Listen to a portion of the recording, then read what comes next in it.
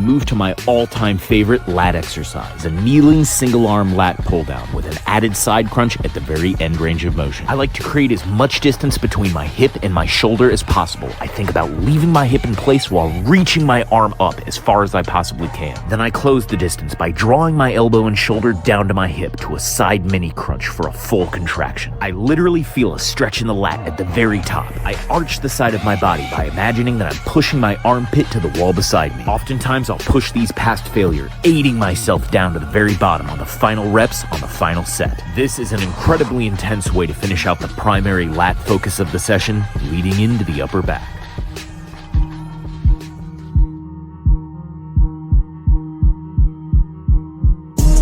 Then we move to the pull-up bar for wide grip pull-ups. With a grip width well outside of shoulder width, more of an emphasis will be placed on the muscles of the upper back rather than just the lats. Instead of merely thinking about pulling yourself up, imagine that you're driving your chest up to the ceiling while pulling your elbows down to the floor. When you first initiate the movement out of the bottom, imagine that you're pulling your shoulders down towards your hips. Doing this will help set them in a safe position from which you pull from. In order for a repetition to count,